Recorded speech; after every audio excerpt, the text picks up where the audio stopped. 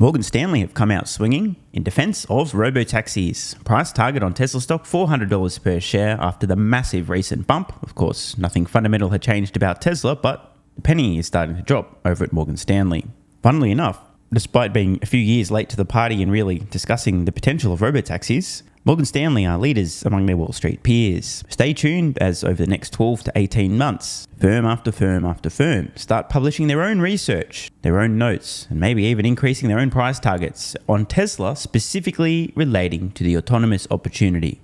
And once again, for the record, my estimate for the first Tesla Robotaxi remains unchanged, occurring late 2024. It's been in my Tesla valuation model since I first published it back in 2021. Link in description if you want access to that. It's available on Patreon to supporters at the investor level and above. And that's the thing that produces my apparently absurd Tesla price targets, aka fair valuation for Tesla.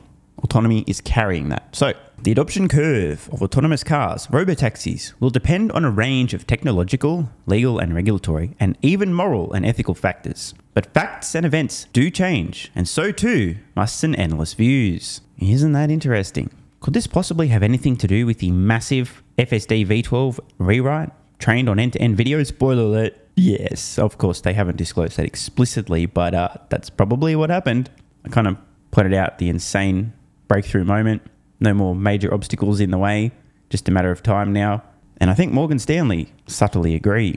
Quote, autonomous cars are no longer just the realm of science fiction. They are real and will be on roads sooner than you think. These were the two opening sentences of our autonomous cars blue paper written nearly 10 years ago with my research partner. In that report, we had predicted that the first autonomous cars would be on the road in commercial operation at limited scale before the end of the decade. Not a bad prediction, by the way.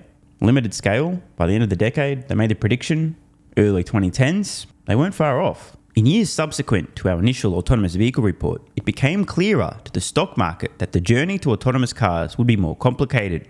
A delayed and non-linear adoption rate. However, we remind investors that autonomous cars are a reality. I personally have taken rides in vehicles on public roads in crowded cities with no driver behind the wheel. I have clients who say they use Cruise and Waymo vehicles for commuting around San Francisco on a regular basis. Are driverless cars ubiquitous? Far from it. We estimate the combined population of cars in operation in the US without drivers in the seat, Waymo, Cruise, etc., not including Tesla, account for 0.0004% of all cars on the road. By the way, guys, just jumping in here to provide a little bit of context, just for reference, my current ownership stake of Tesla is 0.00069% of the company. Literally nothing. So the number of autonomous vehicles right now, approximately fuck all. Expressed another way, there are approximately 250,000 human driving cars for every one driverless car on the road in the US. But let's go back to what's changing. Specifically, the underlying technology is constantly improving, AI and compute. And early commercial efforts are allowing the regulatory environment an opportunity to evolve and curate. And this is true and an important point. As I mentioned in the past, companies like Cruise and Waymo are actually paving the regulatory path for Tesla, believe it or not. You hear a lot of derps claiming Tesla's driver assistance feature is only this level or that level. All these other companies are so far ahead. Tesla's just kicking back, not over-promising, training, improving the capabilities, and at some point, they're going to have so much data and the regulatory path will already have been paved. They go, hey guys, here's the data showing our vehicles are much safer when they're not being operated by humans. It would be unconscionable for you not to approve us in XYZ location based on the data. Here's the mountain of data proving that our vehicles are safer when autonomous. Thank you. Approval now. Thanks. Go. And truth be told, despite all the bullshit we hear in the fake news about Tesla and this, that, and the other, there is a huge amount of flack and negative press around companies like Cruise and Waymo. Understandably so. San Francisco, a Waymo vehicle doesn't know what the fuck to do, blocks the road, blocks traffic, absolute train wrecks. They make for very viral videos. But funnily enough, this is one of the few instances where Tesla isn't taking all the heat and copping all the arrows. Following the publication of our work on Tesla's AI and supercomputing efforts and Dojo Primer, which was the catalyst for their $400 price target, massive increase. I think it was $250 before then. We have had a more ample and recent opportunity to gauge investor sentiment on the autonomous car theme, most of which skews skeptical. Just jumping in here again, I think skeptical investors are greatly going to regret that. Again, we're in October now in 2023, and I personally believe before the end of next year, the first Tesla Robotaxis awaken. Now, look, I might be off. In fact, I'll definitely be off. The question is, how far off the mark will I be? Because I think the average investor is expecting, I don't know, the end of the decade, give or take. That's quite a discrepancy. And remember, when the Robotaxis awaken, the financial implications for Tesla, holy fucking shit. Autonomous cars seem to grab more headlines these days for when things go wrong. Of course, you're not likely to read a news article about a safe and uneventful commute in a robotaxi or under the command of the latest version of Tesla FSD. I got to give a round of applause here to Morgan Stanley because this is true. The fact they've acknowledged this, good on them. Unless you live in this little vacuum, the Tesla bubble, and you see these end-to-end drives, the videos being posted by people using FSD beta where they do not touch the wheel, do not intervene at all for an entire drive, especially in portions of San Francisco. Unless you see these videos for yourself, you have no idea what's happening and no context. All you hear is some expert claiming that Mercedes has more advanced FSD driving technology than Tesla because some expert on the internet or finance media told me, therefore Tesla's losing. I tell you what, the number of intervention-free drives on Tesla FSD beta is increasing exponentially. And that's not to say it's perfect. That's why it's still called beta, but it's getting there fast. But we've been here before. On September 13th, 1899, Henry Hale Bliss was hit by an automobile while getting off a New York streetcar on the corner of Central Park West and 74th Street, becoming the first reported automobile-related pedestrian fatality in the United States. It was front page news of the New York Times. According to the article, it was an electric car that hit Mr. Bliss. 123 years later, which would be last year, there were 42,795 traffic-related fatalities in the United States. I mean, this is absolutely shocking. Credit to the Morgan Stanley sleuths for digging this one up too. If you guys are curious, feel free. I'm going to zoom right out so you can take this whole thing in. I've paused the video here. I'll just read the headline and subline here. Fatally hurt by automobile. A vehicle carrying the son of ex-mayor Edison ran over H.H. Bliss, who was alighting from a trolley car. So again, if you want to read the full thing, just pause the video.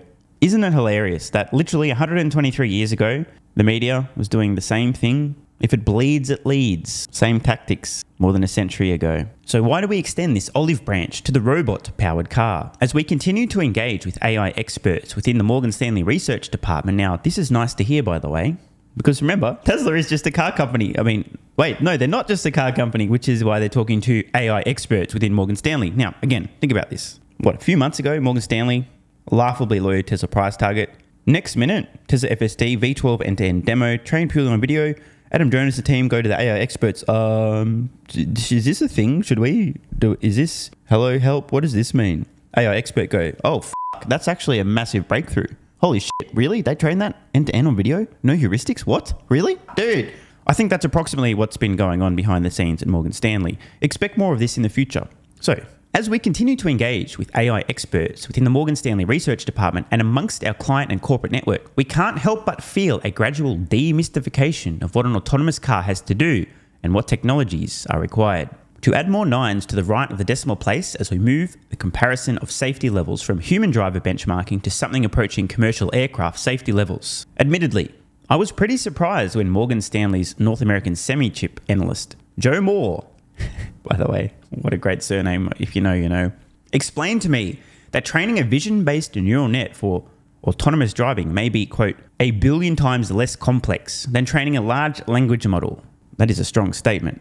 To be clear, he's not explaining that it's 1 billion times easier, just less complicated. And we'll get to that in just a moment. And yes, there are important differences with respect to measuring safety between an accident on the road and an incorrect word choice on a college entrance exam. By the way, let me know in the comments below who's been using the large language models, e.g. ChatGPT, and if you've noticed any of the mistakes that are made. Some strange hallucinations, spoken with the utmost confidence, and it's hilarious, by the way, if you're correct. ChatGPT is like, bro, are you sure that's right? Because you said this, but that's this. And it goes, oh, thank you, sorry, I made a mistake. Thank you for pointing that out. I'm so sorry. Here's the actual correct answer. Just like nothing happened. It's pretty hilarious. Kind of like a human just pretending, oh, yeah, sorry, yeah, good point. I f***ed up, sorry. But when another industry expert explained to me what skills it really takes to be a super safe driver, it started to click. Ah, yes, it started to click. These 4 words are going to summarize a lot of what happens from Wall Street and their coverage on Tesla in the next 12, 18 months. There are essentially 3 basic things that are generally accepted as required in some quantity to be a safe driver. 1, vision. Can a computer with 7 HD cameras see better than a human? Now, this is absolutely true, and remember I've been talking about Tesla Vision and the foundational building block and all this shit, and yeah. Okay? This is the most important thing. Solving vision. That is, seeing, perceiving, knowing what you're seeing, planning, and then acting based on that. This is perception. This is vision in a nutshell, and it's critically important. And as I've said, Tesla's on the cusp, and there is no other company on the planet even attempting to solve this problem. HD mapping, LiDAR does not count. It's a glorified party trick. Number 2, attention span. Can a computer pay attention better than a human? Spoiler alert, obviously. By the way, when was the last time you saw a computer drive past a 10 and go, holy shit, and crash their car? Oh, exactly, it doesn't happen. Can the same be said of about 50% of the world's population? No. And 3, reaction time. Eye, hand, and motor skills. Can a computer react faster than a human? Duh. If the answer to any of the above 3 questions individually is yes, then what is a limiting factor for why the combination of all 3 cannot be a robot driver that is thousands or even millions of times safer than a human driver? Again, Morgan Stanley are finally getting it. What were those 4 words? It started to click. Hello. Yes, exactly. This is first principles in a nutshell. Notice, by the way, vision, HD cameras, basically 4 eyes. Isn't it interesting that Morgan Stanley didn't say, can a computer with a bunch of unnecessary sensors like LiDAR and radar and cameras see better than a human? No, they're getting it. One more time, it started to click. Now, consider that the Robotaxi needs to perform 3 key physical outputs, assuming a vehicle limited to today's human car controls. 1, steering wheel angle and force. 2, accelerator angle and force. And 3, brake angle and force. Quite basic. The full story of the Robotaxi will be told over decades. This is true, by the way. And I love hearing the word decades. It's plural, decades, when referring to Tesla. A reminder, my valuation model, at least the public-facing version, runs out for a decade, but privately I model well beyond that. It's just the level of uncertainty makes it absolutely pointless to publish anything beyond about the end of this decade or so. Autonomous car experts will point to far more advantages a Robotaxi may have versus a human driver that can improve over time, including predictive analytics, fancy word for saying planning and predicting. Oh, what's that going to do? It's going to go there, might go there. What are the probabilities it'll do this or that, blah, blah, blah. Same shit we do, but computers can and will do it much better. Vehicle-to-vehicle communication, which I think might be a way off, but probably inevitable at some point, again, over decades. And route planning. Autonomous safety experts will point out the lack of moral equivalency between a traffic fatality caused by a human versus a robot. In many ways, today's Robotaxis need to be, quote, the toughest and the bravest. They must navigate city streets congested by human drivers, following human rules with infrastructure designed for humans. Now, this actually is a great point. Credit where it's due. Like, this is a great insight. Again, over the coming decades, road systems will become much friendlier for autonomous vehicles, even just by the fact, if we know everything else, the fact that there will be more autonomous vehicles on roads with faster reaction times and safer driving behaviors will mean the roads in general are safer for all participants, including other Robotaxis. Solid point. The Robotaxi progeny, what a great word by the way, progeny, of 2033 or 2043 will likely enjoy many advantages compared to the autonomous car pioneers of 2023. This is where the bleeding edge of AI and machine learning comes into play. Could the prospect of advanced custom AI supercomputing, did someone say dojo, combined with a neural network trained by a monumental data set, did someone say Tesla's unassailable data lead, where the learnings of one vehicle can improve the performance of all vehicles operating in a fleet at the same time, did somebody say Tesla's FSD software be the missing ingredient for the Robotaxi era? Spoiler alert, yes. Oh wait, but hang on a minute. It's not missing because Tesla already has all those ingredients. Isn't that interesting? Time will tell, but we think there's a shot. Make sure you're sitting down for this. And we think Tesla is well positioned within our coverage in this regard. This is the understatement of all understatements from Morgan Stanley, but the meaning is quite clear. Let's recap this stuff because it's important.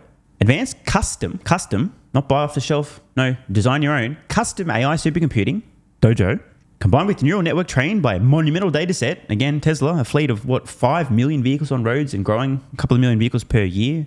No one's close, no one's catching up. This is literally an unassailable data lead. And obviously they have the data flywheel. They're not training vehicles individually. They're training the software itself, which over-the-air updates are applied to all vehicles operating in the fleet at the same time. Tesla literally has the ingredients. No one else does. And as I've said in the past, in order for others to get certain ingredients, it's basically not possible. It'd be financially suicidal to even attempt. How do you put 5 million vehicles on roads covered in sensors today? How? You can build them yourself, and good luck with that. You'll probably go bankrupt, or you can partner with a company that's already building them and pay thousands of dollars per vehicle produced to put the sensors on the vehicles. But who's going to front up those billions and billions and billions of dollars? And then you can't just match Tesla's fleet size because you need to catch up to their existing fleet data. meaning you're going to have millions and millions and millions and millions more vehicles on roads than Tesla. And by later this decade, Tesla's going to be at around 10 million vehicles per year, which will be bigger than any other automotive manufacturer on the planet, who will have peaked around 11 million vehicles per year, but we'll see their sales plummet. End of this decade, beside Tesla, I think the biggest automotive manufacturers will be lucky to do maybe 4 or 5 million vehicles per year on their way to zero. Not 0 million, as in just 0 vehicles per year, aka bankrupt. So, one more time, it started to click. So, to the Robotaxi community, we say this: we understand that technological progress will not be in a straight line, and the regulatory progress may even be more unpredictable. But we thank you in advance for making our roads safer. Again, I love this because autonomy will make our roads safer, despite what you hear in the fake news. And from morons like Dan O'Dud, Monty Burns, what's his name? You know, that old guy who's destroying his reputation out of fear for his own company, its future viability. I mean, because he just generally cares about safety, actually. Yeah. Anyway, I'm going to give credit here. As I said, the penny is finally starting to drop, at least among one mob on Wall Street. That would be Morgan Stanley, who have the advantage of having AI analysts and experts within their ranks. Suffice to say, Morgan Stanley and Adam Jonas do not believe Tesla is just a car company. They do, however, believe that they have all of the necessary ingredients to solve autonomy, which is true.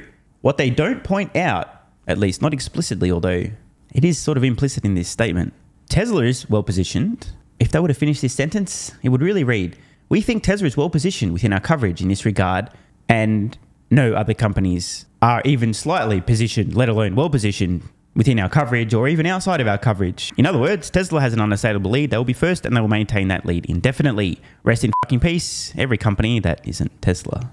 This is definitely one of my favorite notes from Morgan Stanley, just because they are really finally starting to get it. As Adam points out, it started to click. So my prediction is in the next 12 to 18 months, it will start to click for many other folks on Wall Street. And of course, once the first Tesla Robotaxi awakens, not only will it have clicked, but they will have been bitch slapped in the face with the reality that it is now happening a lot faster than they could have predicted. Again, the financial implications of Tesla solving autonomy are staggering. I highly encourage everyone to spend the time modeling out the opportunity yourself. It is a monumental task, although you can do back of the napkin stuff pretty quickly. But if you really want to think about it, please take the time. It is in your best interest if you're a Tesla stock investor. And if you want a starting point, again, check out Patreon, my valuation model. You can download a view-only version of it at the investor level, and above that, you can even download an editable version if you want. Save you a bit of time. Start playing around with the numbers and the assumptions, and look at the implications. In short, don't sleep on autonomy. You will regret it. Want more content?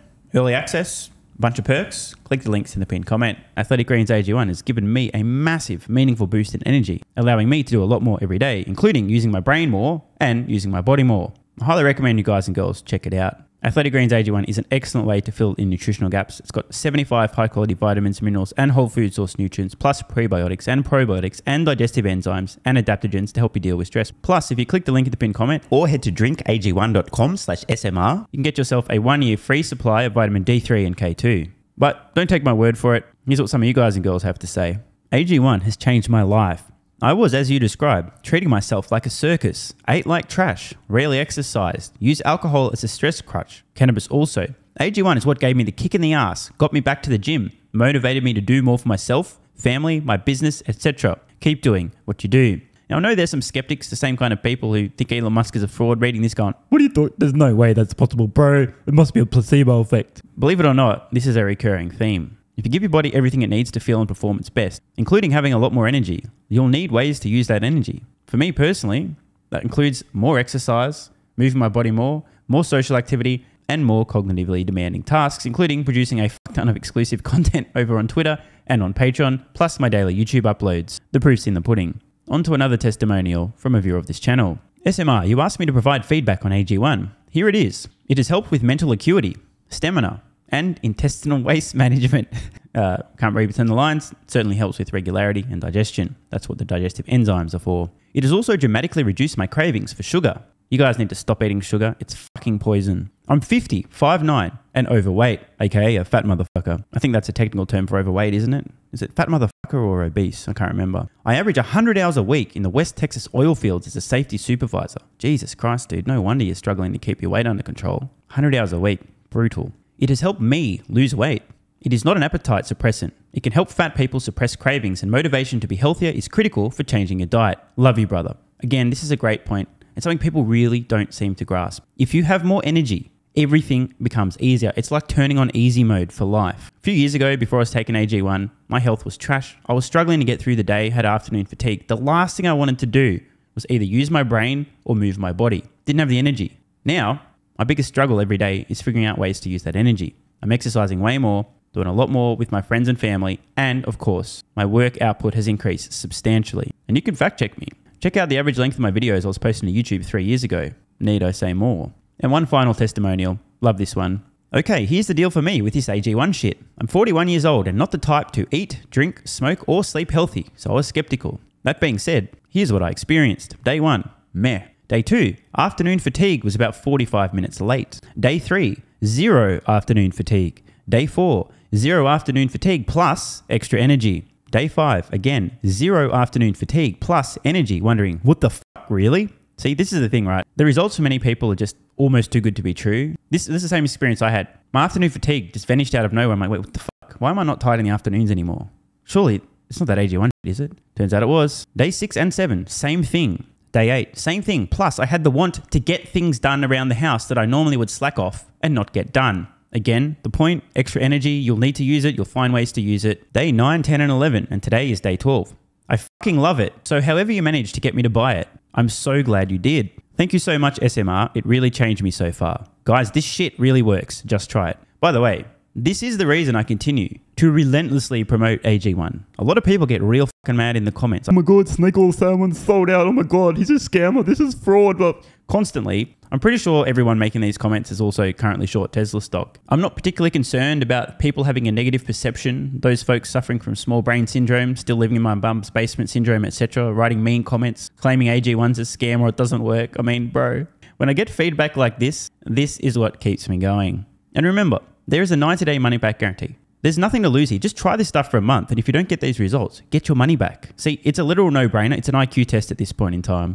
Testimonial after testimonial after testimonial like this. Get your money back if it doesn't work. Just try it for a month, and if it doesn't work, get your money back. Today's the day. It's finally time. Be like this guy who was a massive skeptic, but finally, after 1,000 promotions in a row, caved in, tried AG1, and has results like this. Head to drinkag1.com/SMR or click the link at the pinned comment, and please, let me know how you're feeling in a few weeks' time. Now, if you'll excuse me, time to put my extra energy to good use. I'll be recording some more exclusive content for Patreon and my Twitter subscribers. So click the links in the pinned comment. See you over on Twitter and or Patreon, and don't forget to grab your AG1. Love ya.